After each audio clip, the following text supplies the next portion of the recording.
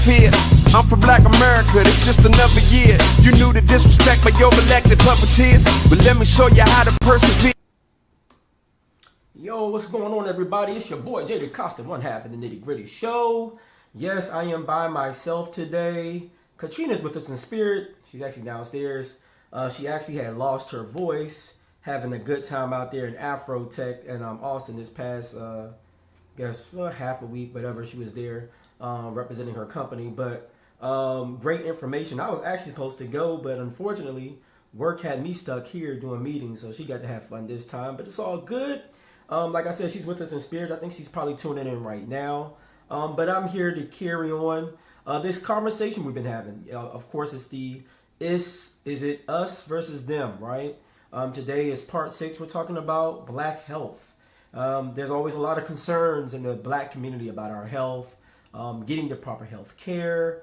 When you talk about how we're treated, when you talk about weight loss, you talk about drug usage, you talk about these kind of themes, sometimes it's easy to say, hey, is it the system? Is it our habits? Are we promoting the wrong things? Is it a mixture of both? If you've been tuning in, you already know the answer. It's probably going to be a mixture of both, right? And I like to bring some facts and stats, and y'all already know I'm going to get all of mine from the government or from a credible EDU, such as like Brookings or one of those guys out there, or one of the big health institutions. Today's show, I pretty much almost pulled all of it from the CDC, but from some other sources as well. But, we'll dig into that. So I hope you guys enjoyed the conversation. And, feel free to chime in. This is always an interactive show. So I would like to get some of your input as we go along. But before we get there, got to shout out our business sponsor who's been carrying this conversation for us. Shout out to Granny Sue Records. You can find them on Facebook at Granny Sue Records, LLC. They're also on YouTube at Granny Sue Records. And also, you can check them out. You can email them if you want to do a deal, if you want to do some collaborative work. Go ahead and email the owner at Outar2. That's OUTAR. That's OUTAR at yahoo.com. Sorry for screwing up the name, guys. We got Oh, okay, cool. We got a lot of people in the building today. Shout out to Clarksville, Tennessee. I got out of control bullies out here. Let me go ahead and drop a bass line for Granny Sue. OCB is in the house, of course. If I had like a barking like dog sound, I would definitely hit it. But I don't have one of those yet in the deck. So barking dog sounds, but rough. Shout out to OCB in the building. I know you guys are going to be at a dog show here coming up in December. I'm pretty sure y'all do some work on that. So definitely I'm rooting for OCB for sure. Thank you guys for joining the conversation. Once again, our business sponsor is Granny Sue Records. Definitely check them out. They're doing a lot of cool music. They got a young artist they're actually working with right now, Young Cloudy, out of the Tennessee area. And I've heard his music. He sounds pretty cool. Kind of put me in mind of Post Malone, an artist in that field. So if that's your thing, check them out. I think they actually just dropped some music on their YouTube for them. So go to their YouTube for Granny Sue Records and check them out. They got an eclectic group of artists over there. That's what I like the most. And also, it's a testament to the owner, Herman Outar. It's never too late to chase your dreams. Herman, if he doesn't mind me embarrassing him a little bit, he's 61 years old, in great shape. Music has always been a passion of his since his teenage years when he first started playing the bass guitar. He spent a career in the military, in finance, and also in the civilian army field. He actually built up enough to where he's like, I could chase a thing of passion now. I don't have to necessarily work for every penny, but I got enough in retirement and stuff saved up. He's able to chase his dreams. So folks, just know it's never too late to chase your dreams and to go after the things you're passionate about. Some people want to throw in the towel because they don't have everything laid out in front of them at 25. I remember when I was younger, I used to say, by 30, I'll be a millionaire. Well, I will tell you guys, I am not a millionaire yet. But the operative word is yet. One day I will be, right? Maybe sooner than some of y'all think. But one day I will be. And because it's never too late to chase your dreams, You have your whole life ahead of you. I know some people say, oh, when I'm done with work, I'm just going to retire and sit there. And, it's not a fact that I put up today for today's show. That's like a broader conversation. But the truth is, when you don't plan to live life, and yes, I said live life, how does your body support that? So many people die 3 to 5 years after they retire because they don't have a plan for life and retirement. And the truth of the matter is, you're never too old to work. You're never too old to chase dreams. So why ever retire? Instead, give yourself a purpose and a reason for getting up every morning. So Herman is an inspiration to us all with what he's doing with Granny Sue. Got his bachelor's degree later in life. And he's going after the things he's passionate about. So that's really dope. And that's something for us to look forward to. I mean, this is a man that literally can still run 4 or 5 miles. He does 2-minute planks. He knocks out probably 50 to 100 push-ups a day. These are the things, and we're talking about health. So I'm bringing this up for a reason, right? So these are things that we should be inspired by. So Herman, I hope you don't mind I embarrassed you a little bit today. Had to shout you out. And if you guys don't know, Herman is actually my dad. But had to shout him out. That's why I know so much about him. And, just a little bit of inspiration. And then we're going to be talking about health. So I got to shout out to OCB. I see what they've been doing with their weight. And if you guys don't know OCB, those are actually my brothers, right? The Altar DaCosta household, we're all about generating generational wealth, right? And being healthy. And it's been evident in the fruit of our lives, meaning the things you can actually see, right? And they've lost collectively almost well over 100 pounds. So they're doing a great job walking, running every day, making healthy choices when they're eating. And yes, I'm going into these diatribes because it relates to today's show. And I also is a testament to just making better, healthy choices. For you guys who've been watching the Nitty Gritty show for a while, I was much larger at the start of this show. I was probably about 260 pounds. Some people are really nice and polite. They say, oh, you don't look like it. You wore it well. But I didn't. I was a 38 waist, binging on being a 40 waist. I literally felt busted and disgusted. I felt heavy. These days, I'm like, man, 200, between 200, 203, I teeter, right? Between there, right? About a 3-pound variance. But I feel so much better. And while I've always been somewhat physical, able to run 4 or 5 miles, no problem, I do it with much ease now. I lift weights. I make healthy decisions. At one point, I used to eat a whole pizza to myself, which was crazy. Now I can manage that down to a slice or maybe 2 slices if I'm actually hungry enough to eat 2 slices. Me and my wife went to Hell's Kitchen earlier. They had these amazing Wagyu meatballs. Oh my God, to die for. We had a Caesar salad. By the time our regular food came out, I took a few bites and I was like, you know what? I'm done.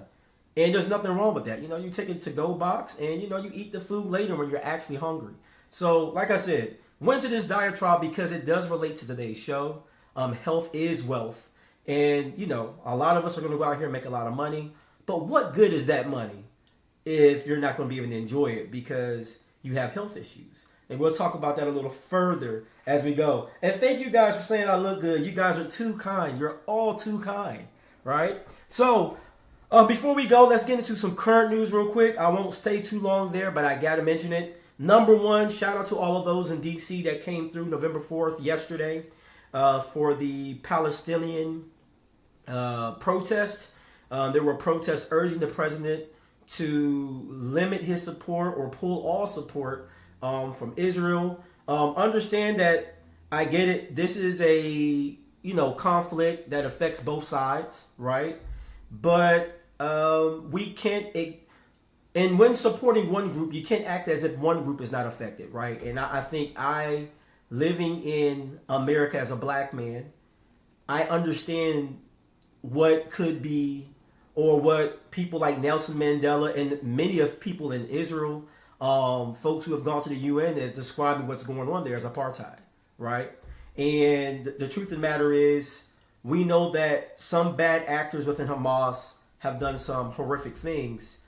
Keep in mind, though, the death of children is nothing to laugh at. Whether it's violence towards children or the slow death of children when they're denied water, food, electricity, medical needs, and when they're not given the full rights of citizenship. So, I stand against any idea of war. I'm praying for peace in the region. And I support those that came out to the DC area yesterday and protest and standing for those Palestinians who have been negatively affected by a war-torn area on their turf.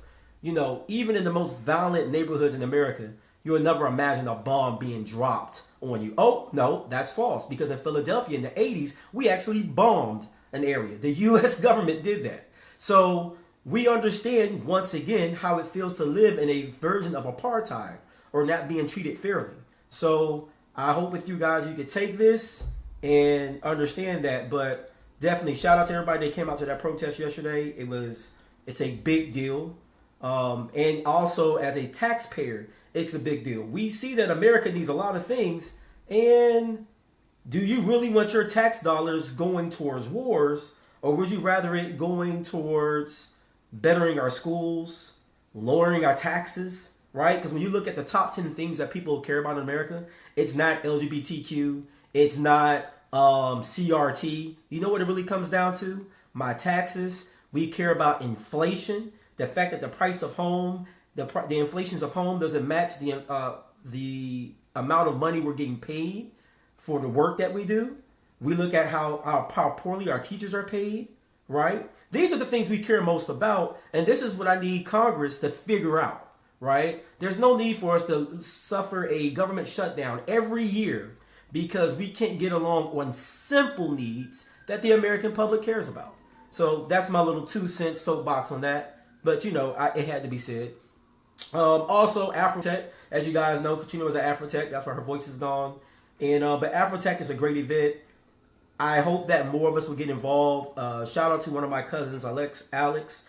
She actually got a job going to Afrotech a few years ago, right? It's a great place for black people. And I think tech, period, is a great place for a lot of us to enter into to see money that we typically wouldn't see in normal avenues, right? Or places where we've been somewhat locked out. It's still new enough and groundbreaking that with the right certs or the right degrees, you can get in tech and make great money coming in. I talked about this on our last episode when we talked about black wealth. But when you look at the top professions that are offering the most money with a bachelor's degree, it's those going to the study of electrical engineering, mechanical engineering, coding, and jobs of that nature. Some of those jobs, mind you, don't even require a bachelor's degree. If you get the right Security Plus cert, if you get a cert in Scrum or Agile or some of these, like go to like a coding dojo, which only is like 6 months long, you can start off making $95,000 a year. You can easily start off making $115,000 a year. Lots of money in it. And it's something we could take more advantage of. So shout out to those that attended Afrotech. Everybody was there, from the Microsofts of the world, the big consulting companies like KPMG, PwC, Verizon, T-Mobile, you name it. Anybody in tech was there. Video game creators, people who aspire to do more in the space, like self-driving cars, like programs like Cruise, you name it. They were at Afrotech. So this is something that, you know, I want us to start paying more attention to. I know we all love homecoming. I know we all love having a good time, but there's nothing wrong with investing in yourself. Another great event to go to is InvestFest. That's also black run, right? And you get people like Robert Smith, who was also at Afrotech, showing up to those events, talking about how he's investing in tech companies and venture capital, things of that nature. So something that you want to take advantage of, keep Afrotech on your radar. It is a great place to learn, network, right? And at the same time, you're in a pro-black atmosphere, and there's a lot of great conversations going on. So shout out to Afrotech. I know Katrina would have definitely liked to expound more on it because she was actually there in person. So I'm giving you secondhand information, but definitely Afrotech is worth checking out. And then last but not least, let's talk about football. Lord, football, right? So, you know, football's back, and football's been getting greater appreciation. I don't think football's been good like this in years as far as the attention it's getting. So shout out to the NFL. I don't know. I won't say they're getting it right, but, you know, it's been better, right? So anyways, the Steelers lost to the Titans this past Thursday. Beat the Titans this past Thursday. That was a close game. Shout out to the Chiefs beating the Dolphins. So it looks like the Taylor Swift on the side is working for them. We got the Vikings beat out the Falcons. Looks like the Saints beat the Bears. We got the Packers beating the Rams. Shout out to the Commanders beating the Patriots today. Not happy about the fact that we got rid of some of our best members on the defensive line, but I think we're just trying to rebuild, y'all. I think we're just trying to rebuild. Shout out to the Ravens, smoked the Seahawks. Texans beat the Buccaneers in a kind of like a last-ditch effort kind of game. Shout out to the Browns doing the darn thing. Shutout. This would normally be the other way around. Shout out Cleveland. I'm used to seeing Cleveland being 0-something. But nah, Cleveland beat the Cardinals 27-0. Shout out to the Browns. The dog pound is figuring it out. Shout out to the Colts. Beat the Panthers 27-13. The Giants lost to the Raiders. Sorry, little Giants. The Eagles beat the Cowboys, but you know what? I can live with that because I do not like the Cowboys. And speaking of the Cowboys, somebody insulted my brother online, and I know he don't really care. But look, guys, it is just a game. There is no need to call people foul names or get that upset about a darn football game.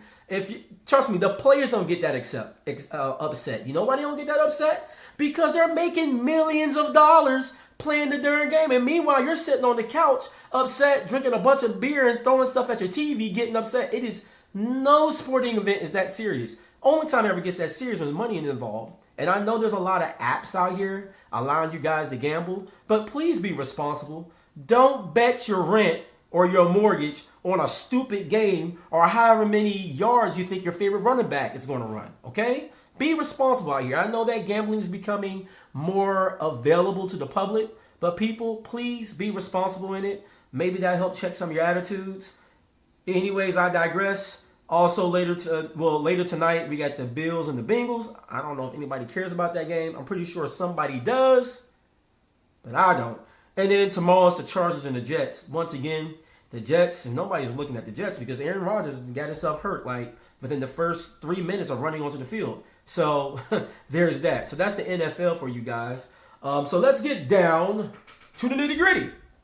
You know what you're here for. We're here to talk about health. You guys saw the tagline, right? A lot of people are saying like, hey, you know, is it the products that we're consuming?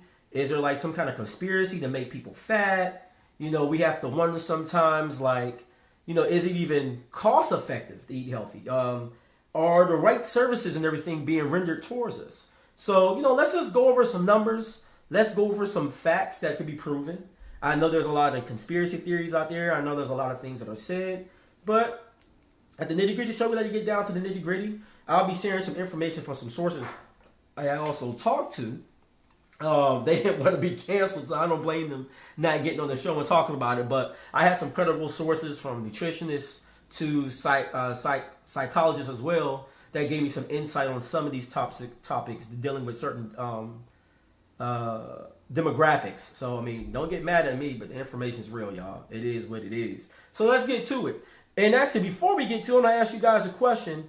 When it comes to our health, and, you know, no wrong answers, what do you think are the primary things holding back the black community from being healthy, right? It could be anything to maybe we have bad habits. Maybe we have an unhealthy culture.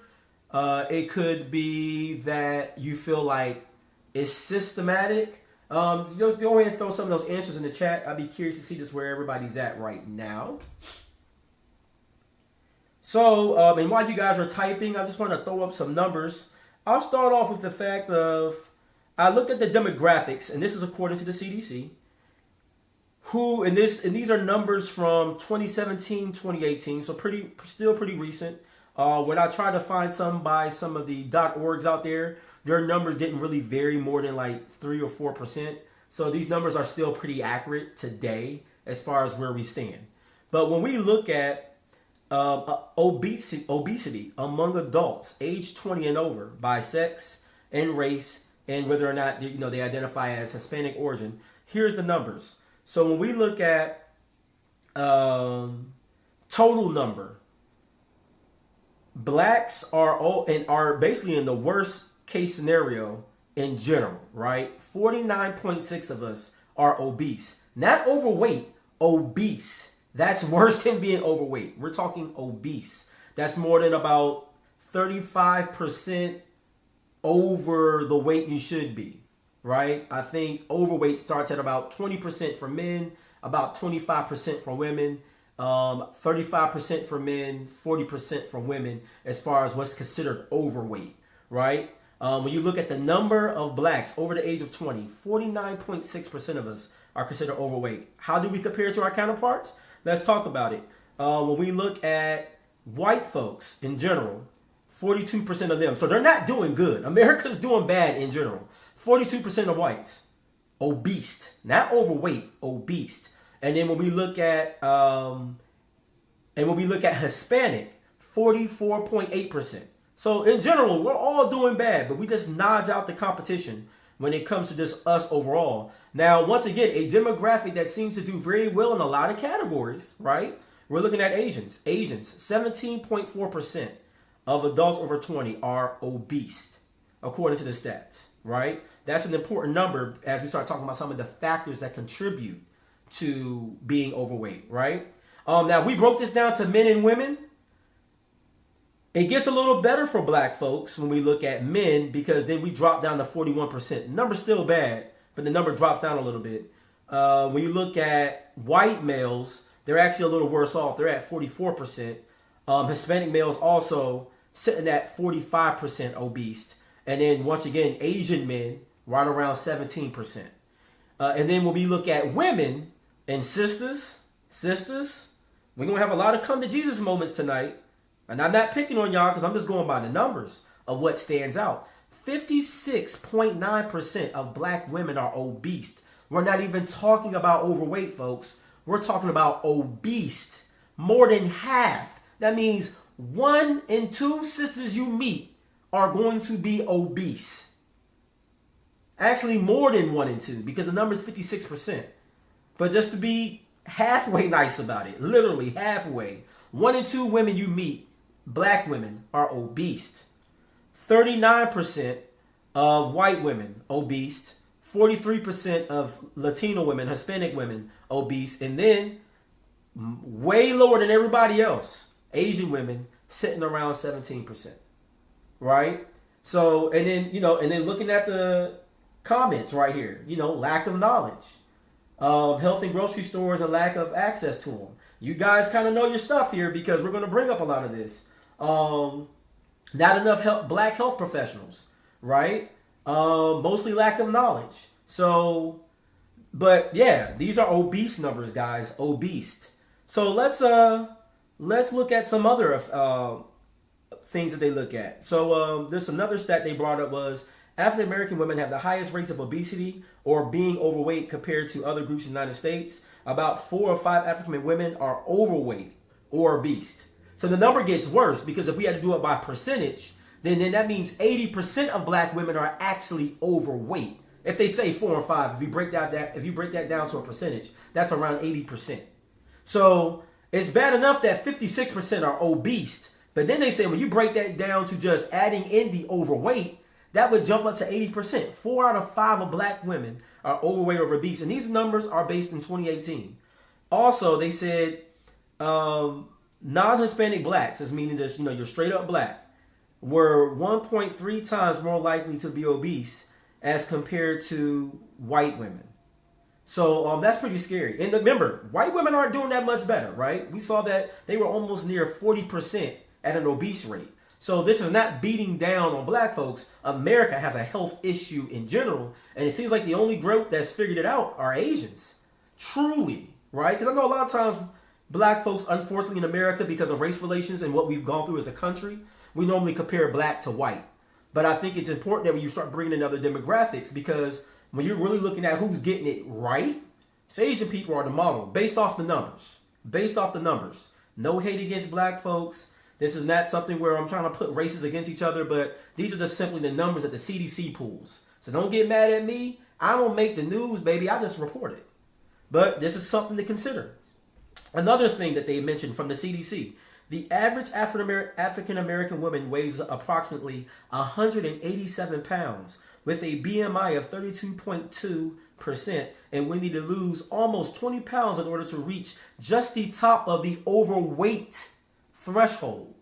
So even if you lost 20 pounds from 187 and we got the average black woman down to 167, you would still be near the top of the overweight threshold, meaning there would still be some work to do to get into a healthy frame of weight. And that's kind of scary when you look at that. And then when we look at factors that affect weight, a lot of you guys had touched on it already. And I'm going to deal with weight first, and I'm going to get into some other categories as far as like therapy and things like that. But let's just deal with what our weight does. For many people who carry excess weight, losing 5 to 15% of their total weight can improve some weight-related health issues. And let's go through some of them. Type 2 diabetes. Living with excess weight can increase the risk of prediabetes, ultimately type 2 diabetes, a long-lasting condition where the body has trouble controlling how much sugar is in your blood. For people with excess weight in type 2 diabetes, losing about 2.5% of body weight can help improve blood sugar levels, right? Diabetes can cause you guys to lose feet. It can mess with your vision. And there's a lot of people out there, folks that actually look really good dealing with diabetes. And a lot of that has to do with the way we eat, right? Culturally, the things that we partake in, too many sweets. We put a lot of excess sugar on our food. Anytime you're like, I know I got my sauce queens and kings out there, but that extra sugar you get in your barbecue sauce, even liquor, right? Alcohol has a ton of sugar in it. So when we're drinking for pleasure and for fun, we're taking in a lot of sugar. And those things affect things like diabetes. Pre-diabetes is another big one. Asthma, reactive airway disease, right? They said losing about 7 to 8% of body weight may improve asthma symptoms. So for someone who's 250 pounds, that would be like an 18 to 20 pound loss in weight. High blood pressure. Once again, this is a big factor of how we eat. We all love Lowry's. We love seasoned food. We make jokes about how some cultures don't season their food enough, right? And obviously, not seasoning their food is not necessarily hyping white folks, because obviously their numbers are not that better off for us. So it's like, man, if you're gonna be overweight, at least make your food taste good. That's a sour joke, but seriously, we live in a country where we oversaturate our food in sodium. We love, Cajun food. We love Caribbean food. We love all kind of cuisines and soul food. And I get it. People feel like you're eating your greens when you eat collard greens. But let's be honest. If you're eating typical black-made collard greens, those things are no longer nutritious. Once you put neck bones in them, and once you put turkey legs in them, and once you put all that salt and garlic salt, and you put in vinegar, I don't care if it's apple cider vinegar with the mother, once you start putting all that stuff in them greens, they're not greens anymore. They're really soup, right? It's veggie soup is what you're eating. And it's not healthy. Same thing for the yams. I know we like to say, oh, at least I'm not eating a white starch. Guys, once you put cinnamon sugar and tons of butter on your sweet potatoes, they're no longer healthy, guys. They're a dessert, right? And we're eating that stuff saying, hey, I got sweet potatoes on the plate. I got greens on the plate. I got some mashed potatoes. But the mashed potatoes, once again, a bunch of salt and butter, and then we're going to pour some gravy on top, right? And we know the gravy ain't healthy. So we do have some bad relationships with food, and we celebrate it. And guess what? In a few weeks here, we're going to be celebrating bad eating when Thanksgiving is coming up, right? We're going to have all kind of stuff. We're going to have shrimp, scampi, fried chicken, turkey, ham. You guys have heard the song, beans, potatoes, greens. We're going to be doing all of that. He made it! And our blood pressure and our sugar is going to be going through the roof. And I'm smiling and laughing, but it really isn't a laughing matter, because it's killing a lot of us off, right? Everything to obstructive sleep apnea, high cholesterol, non-alcoholic fatty liver disease, right? Polycystic ovary syndrome, osteoarthritis. A lot of these can be pulled from just the fact that a lot of us are overweight. And weight can be a controllable thing.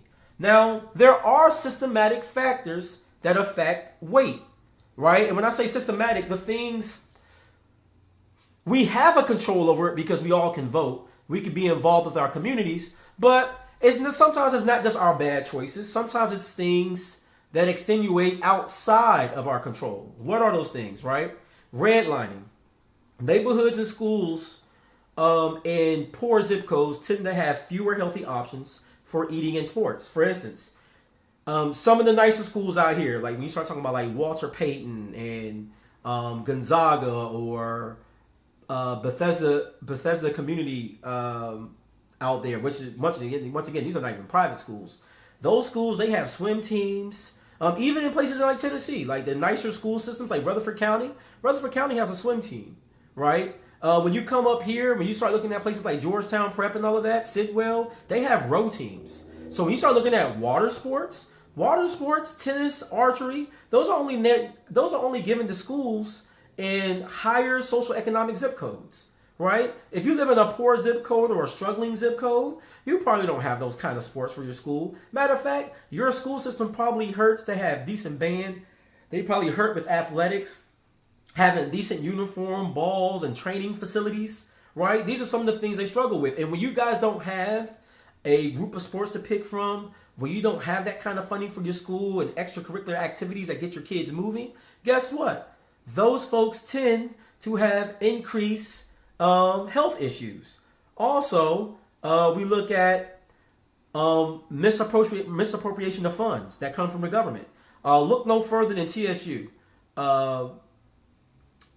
Master P pulled his sons from Tennessee State University because the medical centers didn't compare to that of like a University of Tennessee or a Georgia State or something like that. But that's kind of hard when the state of Tennessee owes TSU $500 million, right? How are they going to have the facilities to attract top talent who are coming from celebrity homes? They don't. So sometimes it's not an issue of do we want to do better, but we see where the government is purposely or has legislation out there that hasn't been appropriately challenged that allows for these kind of things to happen. The truth of the matter is people from lower economic households tend to have more problems with weight. And I have a graph here actually talking about that. One second. It actually really broke this down really well. Let me see if I can find it here real quick. Because I thought this was really important. I don't know where I put it. One second. I don't know what I did with that graph. It was a good one too. Maybe I never did. Maybe I never saved it. Because it was a really good graph here. And it really broke down who was getting the help they need, who was having the money to afford certain types of treatment. But basically, you guys can guess where the numbers went. People who came from higher socioeconomic backgrounds were less likely to be obese. They were less likely to have drug issues, you name it. So when we look at our health from a food perspective, there's a lot of things we could do better, but there's a lot of things we need to consider when we don't vote. I talk to countless people that say, oh, I don't be worrying about all that politics and stuff. That don't got nothing to do with me. It got everything to do with you. From Israel, Hamas, to the traffic light, you name it. When you don't vote, other people get to decide how they're going to spend your tax dollars. And guess what? Most of you guys are paying somewhere around 35% of your money in taxes. And even worse than that, if you live in a city like DC, New York, LA, or states where they have state income tax. So you're paying your fair share, but you're not letting your voice be heard on your money. And this is why it's important. And I understand the other issue is when you live in lower socioeconomic standings, you probably spend most of your time trying to live paycheck to paycheck.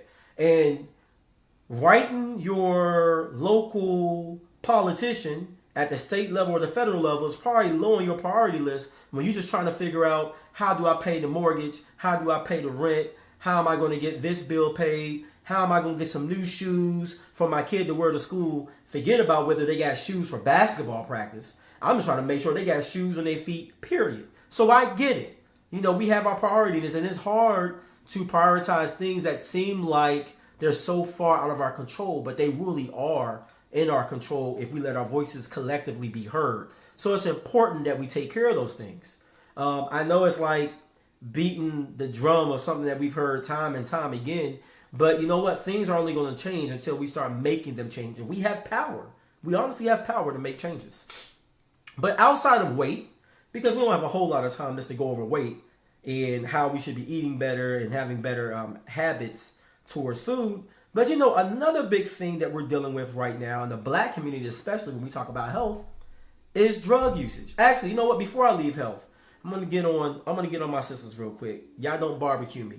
But one of the things I pulled up about health and then how we can attack this obesity as far as things we can control. So one of the professionals I talked to, and this is a woman, a black woman, I can say that much. She doesn't mind if I say that.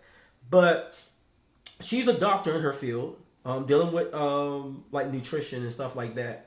And one thing that she's come across is that there's an unwillingness from black women versus her other clients to cooperate with programs. So for instance, she'll tell a client, I need you to do ABC because we're trying to lose 30 pounds, right? She said, you know, her white clients, her Asian clients, her Latino clients come back and they'll say, okay, I did A, B, and C just like you told me. Sometimes they lose the 30 pounds, sometimes they don't. But they do everything they were told to do. Then she'll have these issues with some of the black women. They'll be like, well, I did A, but I didn't do B because I saw something on social media that said maybe I shouldn't do B. And then C, I just kind of switched it up a little bit. And then they get mad when they have no result. And they're like, you know, this seems kind of too expensive for me to be doing. Maybe I should do something else. But you didn't follow the instructions of the healthcare provider. But then in the same breath, like some of the white clients, some of the Asian clients, if they don't have the desired result of the 30 pounds lost, she'll then provide X, Y, and Z for them to do, and they'll do it. And then typically after X, Y, and Z, they didn't lost the 30 pounds. And there's an accountability thing, and I know we see plenty of memes on social media. There's a lot of joking conversations about it, but accountability is a real thing in the black community, and we see a direct correlation to our sisters and their current state of their weight and their health. And I get it. We have this new thing about body image that we say, oh, it's good to be big. It's good to be just thick. And I get it. I'm a black man. I'm attracted to that round brown. But at some point, there's an unhealthy level of that. And we have unhealthy practices. And I get it. Another big factor is hair, right? There's a lot of black women that say, well, you know, how am I supposed to go to the gym and I got my hair, I have an image. And then that one right there, I'm conflicted on, right, with the hair. Because on one breath, it's like, well, wear a natural style so that way you can still work out. But on the other breath, and black men, we can help with this, we don't appreciate black hair enough. We don't appreciate natural black hair. So sisters are like, I'm trying to style my hair in a way that helps get me a man. I'm trying to style my hair in a way that they say is socially acceptable in corporate America. And there's enough black men in corporate America, when we do get to the door, we should open up the door in such a way to say, hey, listen, those sisters out there with those master's degrees, bachelor's degrees, they're doctors, they're this, they're that. When they walk in with their fro, don't look at them crazy, okay? Because you hired them not because of how their hair looks. You hired them because of their professionalism. You hired them because of their ability to do their job. Maybe if we was more accepting of our sisters in their natural state, it'll allow them to be in a more healthier state because then they could get to the gym. So with sisters, I do compromise there because I'm like, I get it. Even my own wife, she'll sometimes have to go not as hard in the gym on the times that she had just got her hair, you know, blown out. Or depending on what style she has, because it's like, I don't really want to sweat my hair out. So then she has to limit what she does in the gym. And it's because she wants to look a certain way for her clients at her job.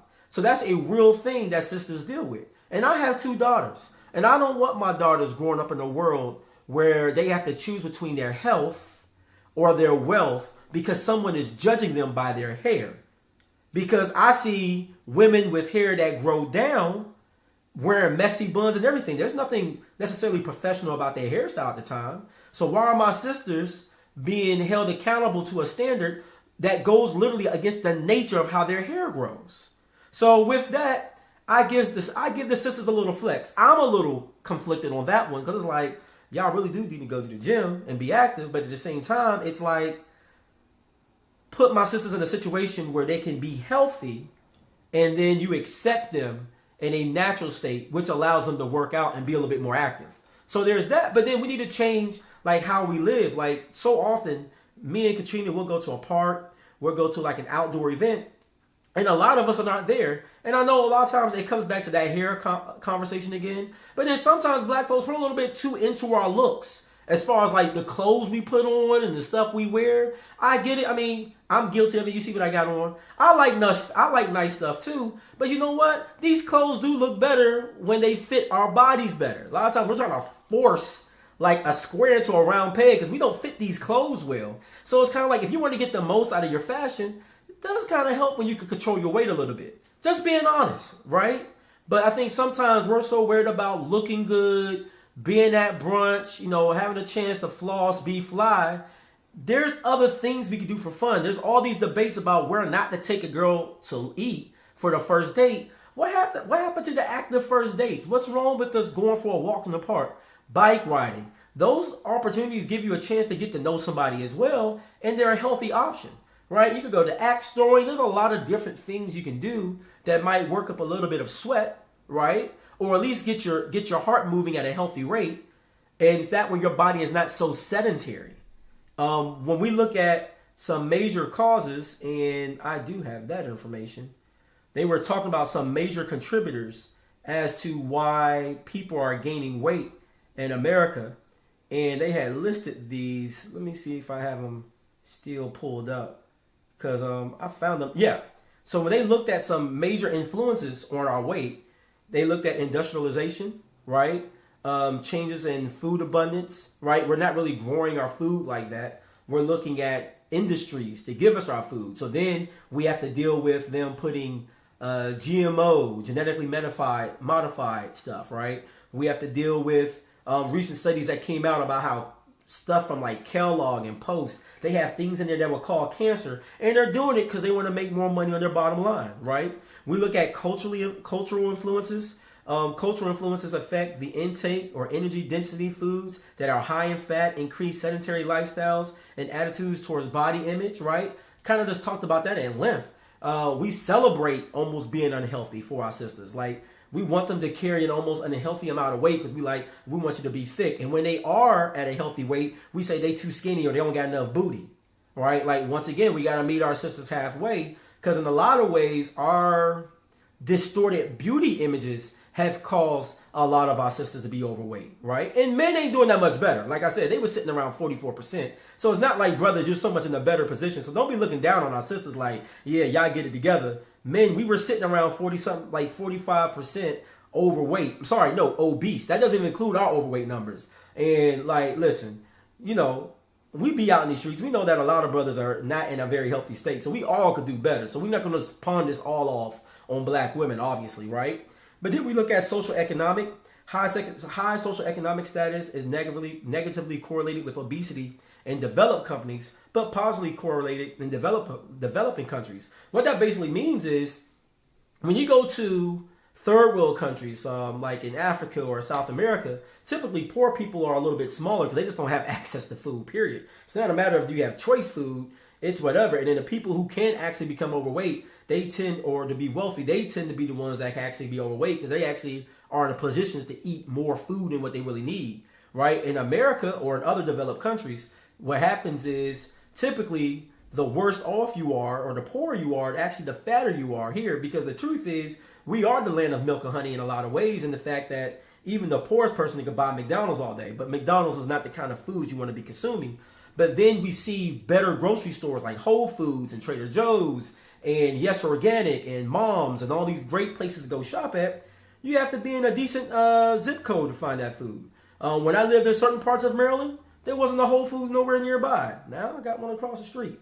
But the point is, money is directly correlated to your food options, right? And in some places, they live in food deserts where you could barely find a grocery store, let alone a select or premium grocery store. So we know that money's a big part of it. And then we know societal changes, right? Societal changes impact behaviors that contribute to weight gain, such as overeating and reduced physical activity. Just talked about that. A lot of us play a lot of video games. I love video games, but I still need to make an hour a day to go hit that gym, because being really good at 2K and creating a player there, or creating a soldier on Call of Duty, while that NBA 2K player is doing triple doubles, and then my Call of Duty player is running 10 miles in a game to go take out an op, guess what? That doesn't really do well if I don't do anything in the real life to somewhat resemble that. Now, I'll never be NBA quality of a basketball player. But I could go outside and hit a nice cool J. All right? You know what I'm saying? I might miss a few to get warm, but I can go outside and do it and not feel winded. We have to find a way to get, take a break from Netflix, take a break from scrolling, take a break from the video games, and find time to be active in the real world, right? That's going to affect our health and how we move towards it. Shout out to my bro, Gary Berry. He said, we live in a food desert and we got to go to the suburbs to get good food. And that's so many of us. And think about it.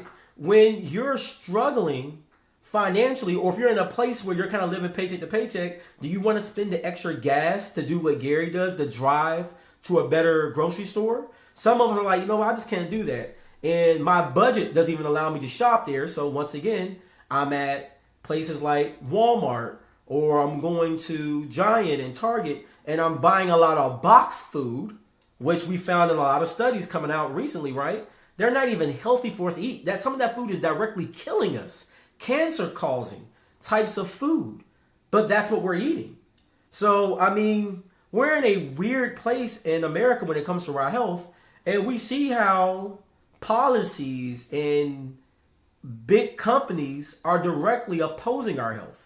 And it's not so much that they're purposely targeting black people, but we know that there are policies with the government that inadvertently affect black people more so than other people. So therefore, we become victims of these policies and these greedy companies. So it's all interconnected, right? It's a whole circle of corrupt life, if you will.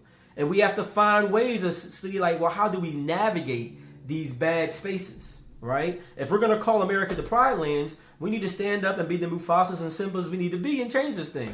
Little Lion King reference. I hope it worked. But, something to go off there. Now, I was about to start talking about drugs, and I want to get into that because there's some scary numbers out here. So in 2020, overdose rates, the number of drug overdose deaths per 100,000 people increased 44% for black people, and 39% for American Indians and and Alaskan Natives. People, that was compared to the previous year of 2019.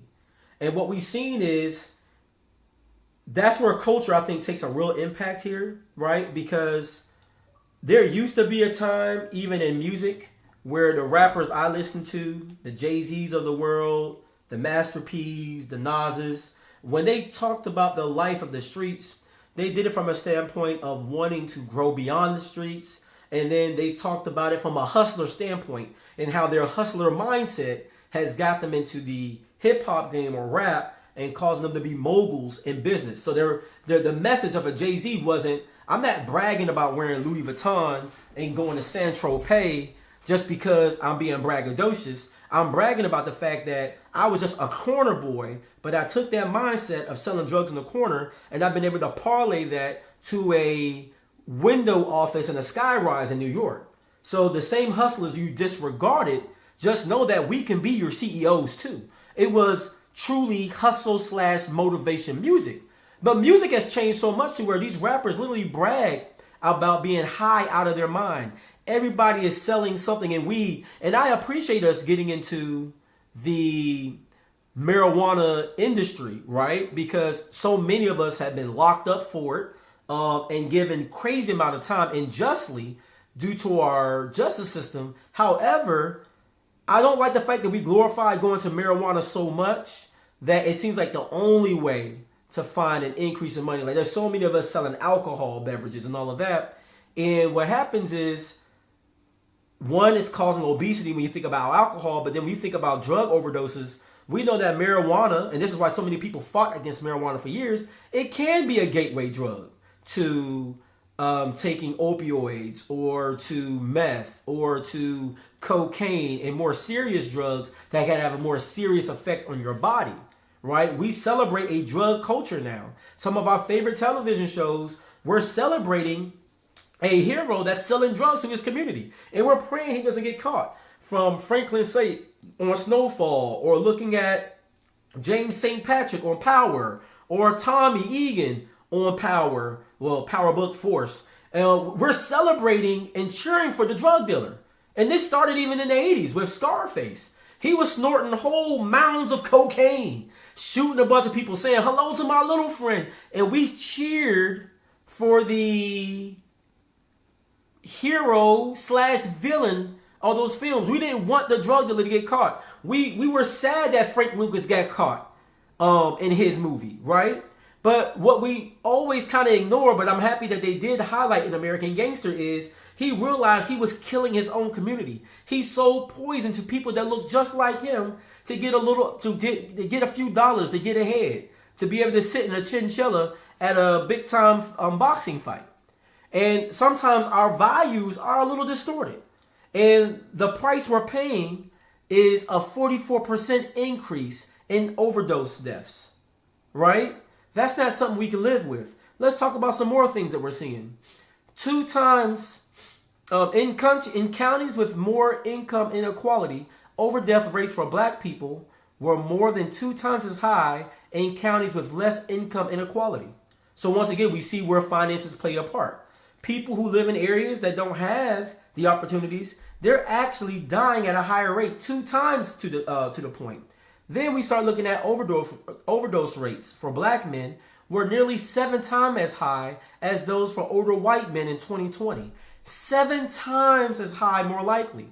And when you live in a city like DC, where I see countless black men that are literally living in the streets, and a lot of this because some of them were victims of the crack 80s. They went to jail, they came back. And DC has amazing recidivism programs. And even with that, so many of them had hard times getting jobs, right? Or some of them go back to the lifestyle where they use the drugs to escape reality because they feel like all is gone, all is hopeless. And a lot of these issues, when we look at the root, it comes down to social economic status or opportunity when we start looking at drugs. But then now you come into this social media age, you add in influences, and then the numbers are even worse. And then also but looking at the American Indian and Alaska Native communities, overdose rates for younger for the younger women are 2 times those of younger white women. So and I've had plenty of friends Native American in the military, and they've always told me that on the reservations in various areas, drugs, especially meth, is a huge issue in those communities. Huge issue. And a lot of times what it comes down to is economic status. A lot of people would say, oh yeah, the Native Americans are getting over, they got reservation lands. A lot of times people don't realize, a lot of times they're kind of getting screwed on that process. They don't have sometimes sufficient medical systems and also school systems for those folks. So like everybody always assumes, oh, they're just making a bunch of money off of casinos. Not true. Not true at all. And that's why their numbers suffer much like black people in America. And it's when you're armed with the facts, you can really deal with it. But another big thing, and this almost correlates directly when we start talking about overdoses, right? We know a lot of it is social economical, and we also understand it's a issue of the mind, right? So when we start looking at mental health treatment in America, we see a correlation with race almost automatically. So when we look at, where's my legend here? I wanted to see exactly who's who. I think I remember. But when we look at by age, right, medical health treatment, we see that there are probably more people in the, we see that there's more people in the 18 to 44 range actually doing something more about their health, like getting some kind of medical treatment. 65 over, they'll take medications because we do know that the health industry is over medicating.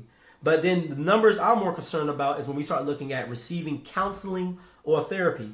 Only about 4.7% of Americans over the age of 65 will actually receive any kind of counseling or therapy.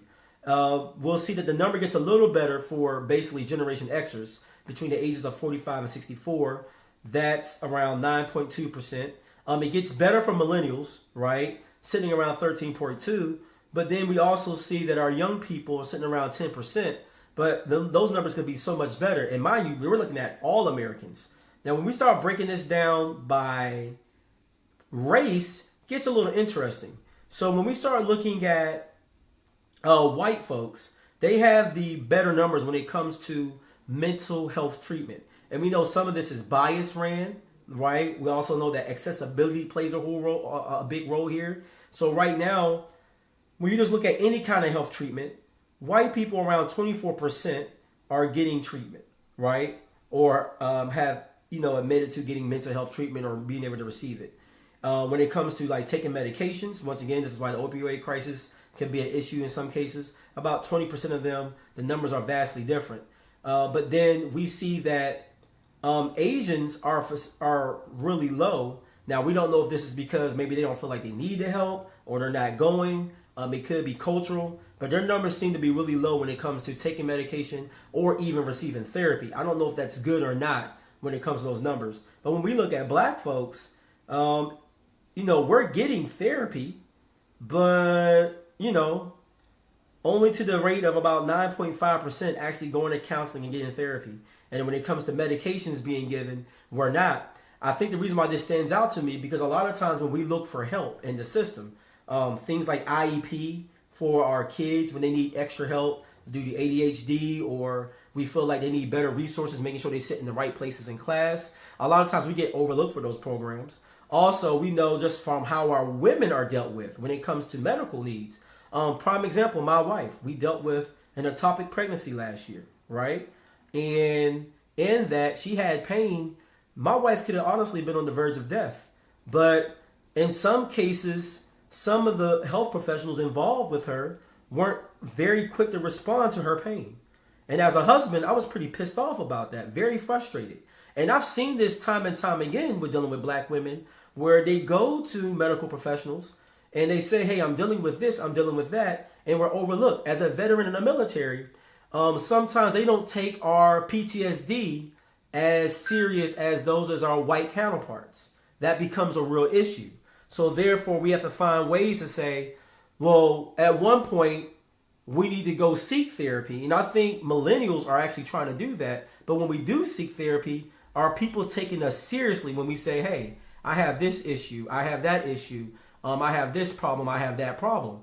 So those are factors that we don't typically consider. But that's something that I can't ignore when I looked at the graph, because I'm like, all right, white people are being helped, but is this a matter of us not trying to get to help, or is this a matter of our needs being ignored? And that's why I wanted to have this conversation about health, because I believe our health is under attack.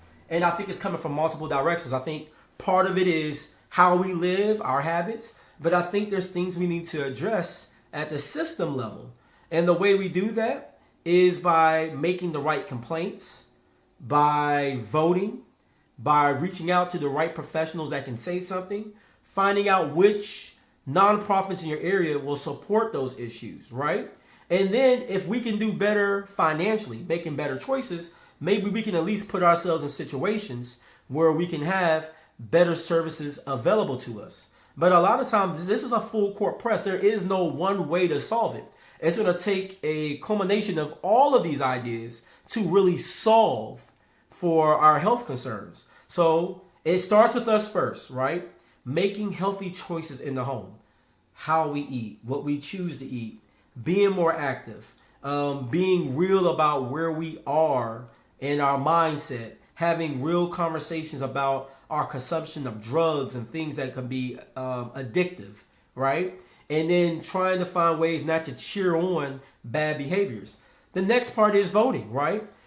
Even if you're not a serious, and then not just voting, but getting in touch with those people who represent you, saying, hey, look, I know that there's new money in the county going up for a hospital. Why is it being built over there? They got plenty of hospitals, all the good hospitals over there. When I have a need, I'm always going to a patient care first facility. We know they don't give the best care. Like the next time you build another big hospital, it needs to be closer to XYZ zip code. But if nobody's ever writing that person, holding them accountable, they're going to keep on doing what the active voters are doing. And unfortunately, the active voters, when I say active voters, those are the folks writing letters. Those are the folks sitting on councils. Guess what? Those are the ones that got a little bit more time on their hands and they have money. At some point, we have to make the sacrifice. Because somehow, even though we struggle financially, we still manage to go to homecoming. We still manage to wear clothes that I have no idea how we afford, right? We still manage to drive cars. We still manage to do this and do that. So it's a little bit of a farce when we say we don't have the time. The time is theirs. It's do we want to spend the time? And I get it. Some of you are tired. After working a 10-hour shift, 12-hour shift, you're like, I don't got the time.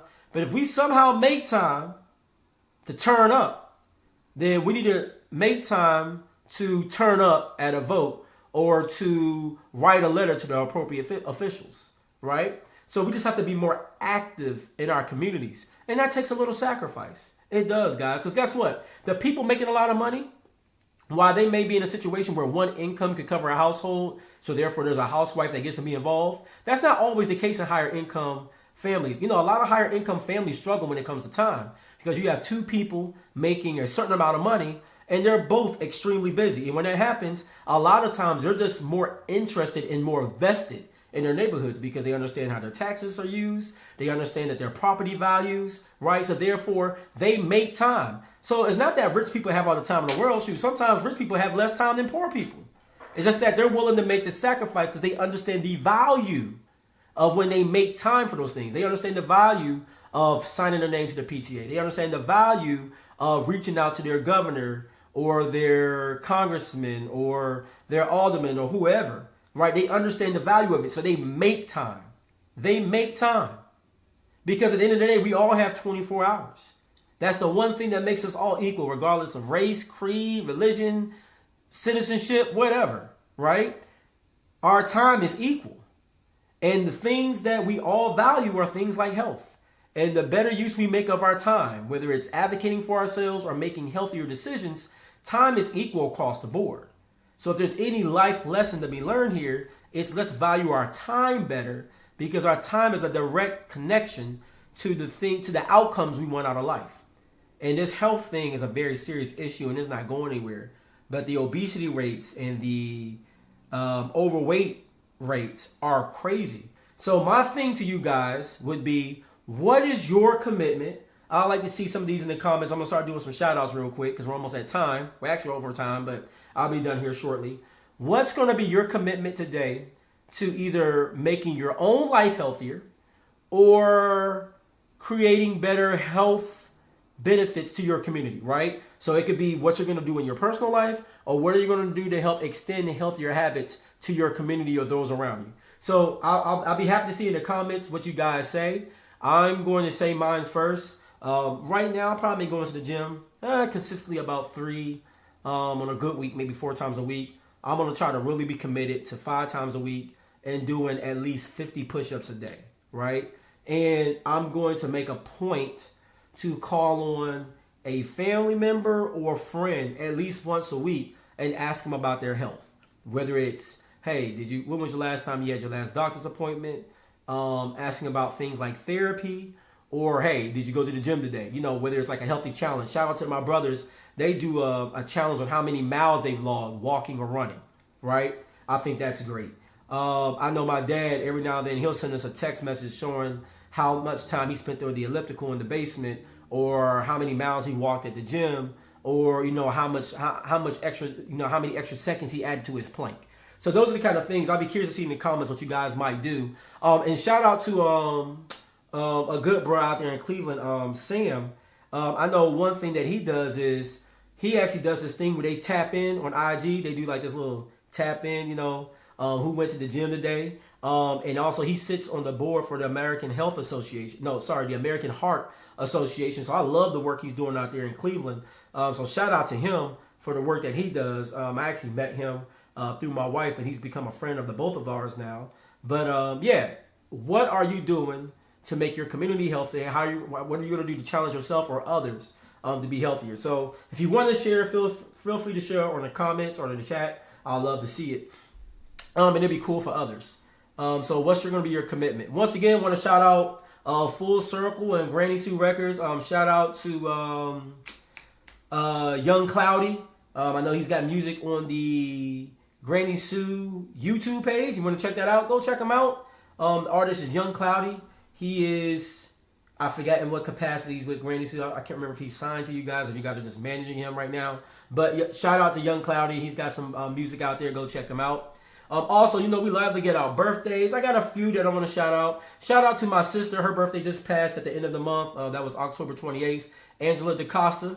She's, I think she's 25. Dang, I don't even know how old my sister is. I'm horrible. But she like somewhere in her mid-20s. You know what I'm saying? She living her best life right now. She good. Shout out to my man Jason Smith. His birthday is actually today. Shout out to Karen Davis, just had a birthday. Shout out to my cousin John Hill. Shout out to the homie Simone Williams. Sharitha, for those that really know her. Her birthday is coming up. And shout out to the little homie Aaron White. Her birthday is coming up as well. I think both of their birthdays is on Wednesday. So shout out to them. Also, you know, we love to talk about love on the Nitty Gritty Show. So shout out to my man Frank B. And his wife Morgan. They got married today. All right. Yeah, so shout out to them. They've been counting down. I think their hashtag was Becoming Bradford. So that's really dope. Very happy for them. Frank is a great dude. He's doing great work. He's always been a real stand-up dude ever since I've known him from the Austin P days. So really excited for him. Shout out to my military buddy, Kobe, and his wife, Carmita Davis, married 17 years this past week. Shout out to Michael and Rose Covington from my K-Fam family, celebrating 3 years. Shout out to Ed and Donna Allen, also from my K-Fam family. When I say K-Fam, Kingdom Fellowship, that's my church. They celebrated 20 years. And shout out for Atine and Shamika Morris, celebrating 11 years of marriage. So, really excited for them. And they were able to tell me, Young Cloudy is signed to Granny C Records. So definitely check out his music on YouTube. I know Mamie said she's committed to eating more vegetables and colorful vegetables. I'm also committed to drinking more water. All right, that's what's up. Gary Berry said we switched to a Mediterranean diet as a household. That's what's up. Shout out to Herman. He said my commitment is to be the most healthiest version of myself, at least keeping up and staying committed to push-ups and planks and cardio. So I love those commitments, guys. That's great. Share them with your friends and family. Let's try to be a healthier community. Let's try to hold each other accountable. And let's try not to celebrate our unhealthy habits when it comes to food. I know a lot of us are looking good forward to Thanksgiving. That's a holiday we love. But maybe let's start adding some activity to our Thanksgiving, right? There's nothing wrong with saying, hey, as a family, I'm sorry, I know I just shook my table. As a family, we're going to go out to the yard, throw the football around, right? Maybe we'll say, hey, you know what? Maybe we don't need 8 meats. Maybe we only need 2, a turkey and a ham, right? I understand we like our greens. I'm not telling you guys to get rid of it. I know we love our mac and cheese, our mashed potatoes, our candied yams. But maybe what you do on Thanksgiving, you don't need to eat 5 plates. Maybe you just eat 1 good plate. Maybe we don't need to make as much food available. Maybe we make just enough for people to be somewhat satisfied. But more importantly, enjoy time with your family. Not getting so stuffed that you go into a food coma, right? Instead, be like, hey, you know what? It's Thanksgiving. You know what we're going to do? We're going to play Monopoly. That's a big one in our household. Normally, when we're all together around the holidays, we definitely bring out the Monopoly board. Let's make that a bigger part of Thanksgiving. Let's make maybe a little small spades tournament for those that can handle it. Because I can tell you right now, me and my wife are the best spades player this side of the Mississippi. If you want to see us, you can try us. But we'll get you, okay? Like, let's find other things to be excited for on Thanksgiving other than food. And not just Thanksgiving, Easter, Memorial Day. Because, we black folks do Memorial Day like no other. We love to eat, right? Christmas, birthdays. Instead of making food the center of our events, let's try to find ways to do active things. Let's say in the summertime, instead of the family reunion being circled around the barbecue and the catfish and all that stuff, how about it's, hey, we're spending the time at the amusement park, a water park, right? Finding ways to be active. Let's start bringing back horseshoes and relay games and stuff like that back to the barbecue. The barbecue doesn't have to be just food. It can also be, hey, we're going to have a dance contest. Bring back, a lot of times we're going to find a way to do the electric slide, but let's make sure that there's a lot of activity pre-planned in it. These are ways that we can still enjoy culturally who we are. But, when Frankly, Beverly, and Mays is doing their thing, we don't have to have a plate of ribs, mac and cheese, 4 types of chicken, jerk, fried, and whatever on the plate. We can find ways to limit how we enjoy that. We can enjoy it, but let's just limit how much we're enjoying to the point that it becomes unhealthy. You feel me? So, that's dope. He said that, so Gary said that they actually smashed pumpkins at their house with the kids and teens. That's dope. And also people like the 2 meats idea. No food comas. Let's try not to do that anymore, guys. Let's be healthy. But look, I don't want to take your time too long, but I will tell you, I appreciate you guys for tuning into the Nitty Gritty Show. it is not easy doing this show. I would say this, as a content creator, people just assume we just get up here, talk our trash. For me to do 1 hour a week, and that's all I do is 1 hour a week, and I don't even do it every week. But for me to do 1 hour of content, it takes about 7 hours of study and research. And that's not including the cumulative efforts of trying to be a scholar in my daily life all the time. So I'm pulling information that I directly study and prepare, but then I'm looking at a lifetime of always being scholarly, right? And I'm bringing that information here to do just 1 hour of content. So, let's be gracious to our content creators. When they say follow us, when they say, hey, tune in, they say it because it is a lot of work that go into it. And while the Nitty Gritty Show makes a teeny bit of money, trust me, guys, it's a teeny bit of money, and it don't even pay all the bills of us doing this show. But I'm very passionate about this community. Katrina is very passionate about our community and the things that we share and we talk about. And it's a positive conversation. If someone more famous than me ever creates a platform where I feel like they're having these conversations, breaking it and basing it off of facts and not just an opinion poll or where people in a very fastest way like just argue with each other or whatever, I would stop doing the Nitty Gritty Show immediately. But I haven't seen that yet, or at least no one has shared that to me yet. So until then, the show must go on. But I wanted to make you guys aware that there's a lot of work that goes into even this small publication and the work we do for just an hour a week. A lot of work goes into it. So once again, I appreciate you guys for showing up and sharing, because there is a lot of love that goes into this. But and then you guys see it right there in the corner. If you want to donate, you know what I'm saying, I'm on my pastor tip right now. If you want to, I'm passing the offering. If you want to donate, we appreciate it. If you donated in the past, we appreciate that. And then, hey, don't be the only person to donate. Share this video and then tell your friends, hey, you'll see the little thing in the corner for the Cash App. Donate some money to the Nitty Gritty Show. They can use it, all right? Or if you want to be a business sponsor, that's another way that you can break bread with us. If you have a business or an organization, or you as an individual just want to say, hey, you know what? I want to sponsor the Nitty Gritty Show. Reach out to us and we'll work out a sponsorship agreement where we'll shout out a organization of your choice or maybe a nonprofit, what have you. And we'll shout out your business during the conversation. So once again, thank you guys for joining in. It's your boy, J.D. Costa, one half of the Nitty Gritty Show. And we are out.